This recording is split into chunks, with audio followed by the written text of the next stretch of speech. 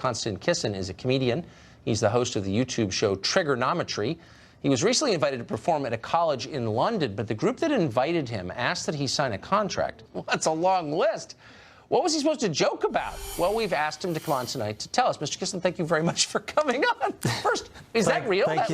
Did you make up that list? Is this a comedy bit? No, it's not. It's been very good for my comedy. But actually, if you go further into the contract, they also demanded that all jokes must be respectful and kind, which I think really takes a biscuit. And as you know, I was born in the Soviet Union, and this really, getting this contract made me feel right at home. Well, it's getting very sensitive, and I think this is obviously an outlier. No one would suggest that every university and college is like this. But I think the reason that I made a stand on this issue is I don't want it to get worse. I don't want this to continue. We're the canary in the coal mine, and I think this is why it's gone viral. I think it's nothing to do with comedy, this story, actually. The reason that people all around the world are tuning in and watching the video we recorded of this is because it's not about comedy. It's about ordinary people up and down the country, and here in Britain and in America, feeling like they can't say what they think. I've had so many messages from people messaging me, all kinds of people, sometimes women going, you know what, I don't agree with radical feminism, and if I say that in the workplace tomorrow, I won't have a job anymore. So what it's coming to is the fact that everybody feels like we're all kind of under arrest. We're all everything we say can and will be used against us in the court of public opinion. And they're coming for the comedians first, because we're the ones that, as you say, are allowed to transgress, but everybody else feels it, and that's why the story's got the resonance that it has. I'd like to make a brief return visit to that playground of guilty white liberals, political correctness.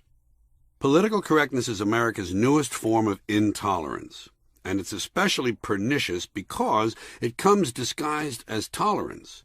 It presents itself as fairness, yet attempts to restrict and control people's language with strict codes and rigid rules. I'm not sure that's the way to fight discrimination. I'm not sure silencing people or forcing them to alter their speech is the best method for solving problems that go much deeper than speech. Did the CBS and NBC do the right thing? No. What are they accomplishing after 2 weeks? And what are they accomplishing? What are y'all trying to accomplish? I don't understand where this is going. And so, no, seriously, you don't find anything wrong with those comments? It's something wrong with the comments, but you act like Don Imus and Kramer are like malignant spots. We got to hold everybody to the same standard. What's the we plan? must establish what is the standard. Let's fire anyone who makes racist remarks. Let's fire all of them. Hold on, Armstrong. Let's fire all of them then. I have no problem with that. And then what? Are you offended? I'm not because first of all, nobody except for me and the good doctors under 60, and none of you know what funny is. Like a doctor.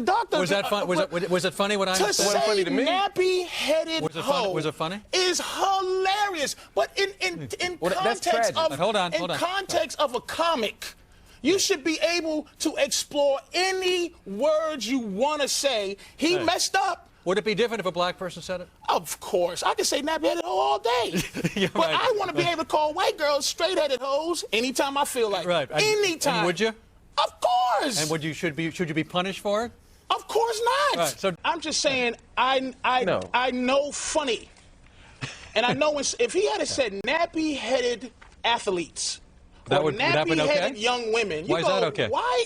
No, it's not okay if he had said that. We'd be just as offended. Nappy-headed athlete would have been, is he using an adjective? I don't get that. Yeah. But to say nappy-headed hoe is so ridiculous, you know he was trying to be funny. Well, you know it. If this is how Imus is going to be treated, what about the people leading the charge? Is it fair? You say, well, you're trying to create this. Is there hypocrisy? Divide and conquer. No. That's why not dividing and conquer. I'm saying to prevent it from being that, let him say what he wants, so I can say what I want. You want everybody to say everything. You don't care. Yes. All right. My question would be about whether you think there should be any limits to what is considered comedy and what the role, if any, political correctness should play in comedy. I think political correctness started out as a very good idea, which is let's not make mean jokes, particularly about groups that can't look after themselves so well yet because of their position on the socioeconomic scale. I thought it was a good idea. Then it got extended ad absurdum. And I now think it's become quite pernicious, which is what happens with good ideas if they're taken too far. And I think what we've reached now is a point where anything that seems to be the slightest bit critical of any group or individual is out of bounds. And what people don't understand is all humor is essentially critical. Every joke that's ever been made is about stupidity or prejudice or something like that. Do you see what I mean? It's always critical. Now, this isn't harmful. I was with a wonderful psychiatrist who said that the moment that he knew someone in the group was getting more healthy was they started laughing at their own behavior. It was a little daylight between themselves and their ego. So if we can laugh at ourselves, that can't be a particularly cruel thing to do, can it? So to laugh at other people when there's affection around is fine. That's what good, humorous, affectionate teasing is about. It's about teasing people gently and pointing things out to them. Now, when it gets nasty, not only is it nasty, but they'll never listen to you. But if teasing is done in an affectionate way, then people can hear the implicit criticism that's in there, and it's at an acceptable level. Naturally, I want racism, misogyny, homophobia, transphobia, xenophobia, bullying, bigotry, intolerance of all humankind to end. That's surely a given amongst all of us. The question is how such a golden aim is to be achieved. My ultimate objection to political correctness is not that it combines so much of what I have spent a lifetime loathing and opposing, preachiness, with great respect, piety, self-righteousness, heresy hunting, denunciation, shaming, assertion without evidence, accusation, inquisition, censoring. That's not why I'm incurring the wrath of my fellow liberals by standing on this side of the House. My real objection is that I don't think political correctness works. I want to get to the Golden Hill, but I don't think that's the way to get there. I believe one of the greatest human failings is to prefer to be right than to be effective. And political correctness is always obsessed with how right it is without thinking of how effective it might be. I wouldn't class myself as a classical libertarian, but I do relish transgression, and I deeply and instinctively distrust conformity and orthodoxy. Progress is not achieved by preachers and guardians of morality, but, to paraphrase Yevgeny Zemyatin, by madmen, hermits, heretics, dreamers, rebels, and skeptics. Gay rights came about in England because we slowly and persistently knocked on the door of people in power. We didn't shout, we didn't scream. People like Ian McKellen eventually got to see the Prime Minister. And when the Queen signed in the royal assent, as she has to, for the bill allowing equality of marriage, she said, Lord, you know, I couldn't imagine this in 1953. Really is extraordinary, isn't it? Just wonderful. And handed it over. Now, it's a nice story, and I hope it's true, but it's nothing to do with political correctness. It's to do with human decency. It's that simple. The people that complain and all that type of shit is just, it's a very small group of people, and they're bullies. You know what I mean? Like, I don't want to bring this up because I don't want to throw fucking gas on the fire and just, you know, to get it going again. But there was a comic, okay, and this person had a big movie coming out, and they just go into the archives. And, 3 years ago you said this. What does that mean? And it's just like, well, where the fuck have you been for 3 years? Right. It's like they wait and they wait and they wait till they know they got you by the short hairs, and you got, because the thing is if they can get you to apologize, then that's a big feather in their cap, and it's pumping up like this paper tiger. And it fucking blows my mind that people sit around. It doesn't blow my mind because that's how it just fucking works. That there's somebody fucking with our food supply. That this state is running out of fucking water. The Colorado River doesn't even make it to the fucking ocean anymore. There's baby seals washing up onto the fucking shores because they're starving to death because we fished out the fucking ocean. Never talk about that shit. Right. But a comic tells a fucking joke in a strip mall, and all of a sudden they're talking about it. Right. You know, one person gets offended. That's another thing too. Like every one of those things, it's like a comic is guilty of telling a joke in a comedy club. That's all they're guilty of. Right. And then what I love too is people get offended by the joke, and it's just like he or she didn't tell you the joke. Right. If you want to get mad that you heard the joke, it's the person that blogs about it. It's the person that takes the video or records it. The comedian is just guilty of being in a nightclub where people voluntarily came in and telling jokes. Yeah. And then all of a sudden, just because you're sitting at home eating cornflakes now and you hear the nightclub, that's really on you. Right. You don't want to hear the nightclub, don't go to the nightclub, and also don't fucking listen to it. But if all of a sudden it just slips into your world, get mad at the person that illegally fucking, like, uploaded the video that they're not supposed to put. And I really don't feel that, like, you know, I just don't feel that, like, networks and the advertisers get behind their performers. That's what they should do. Does it worry you? I was watching this Bruce Jenner story, and 2 days before he did the Diane Sawyer interview, Conan did a joke, and it's funny. And then he did the Diane Sawyer interview, and if Conan would have done the joke 2 days later, he would have been labeled a bigot. Does the climate worry you now? I've talked to Chris Rock and Larry the Cable Guy. They don't even want to do college campuses anymore. I hear that all the time. I don't play colleges, but I hear a lot of people tell me don't go near colleges. They're so PC. That's prejudice. They don't even know what they're talking about.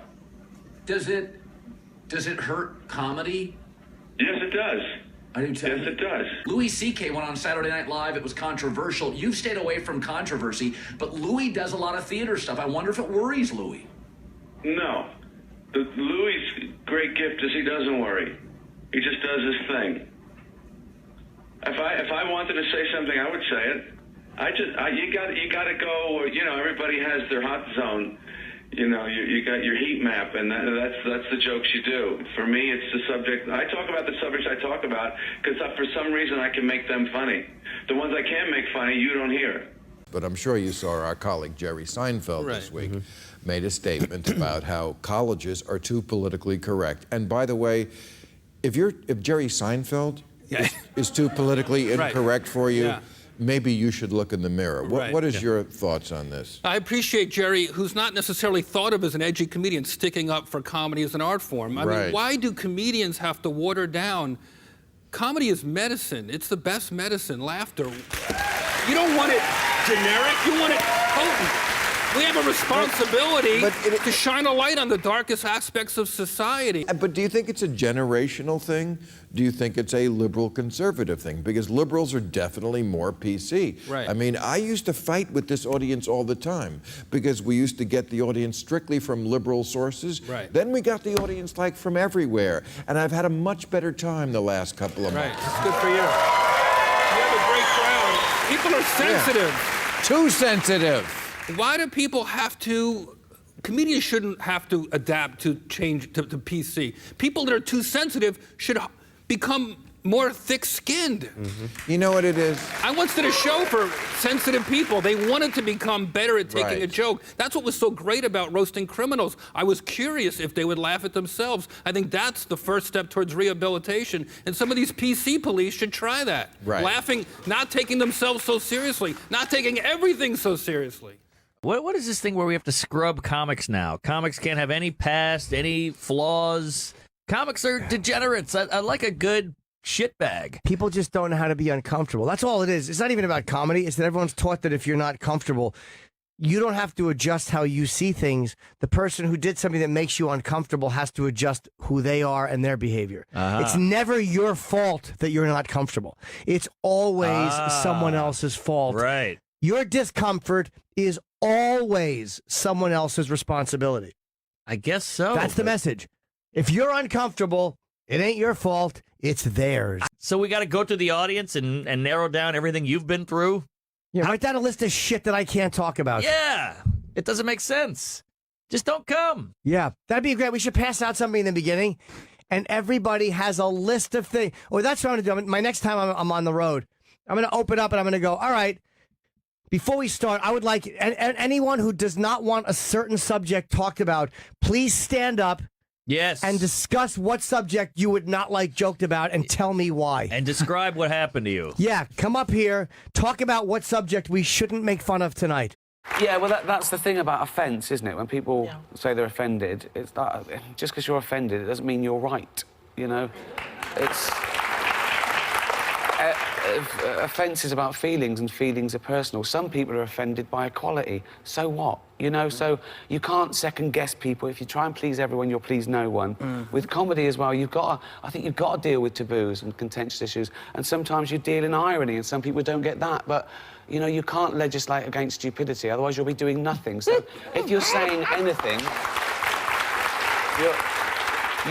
you should polarise. You should polarise, because everyone's different.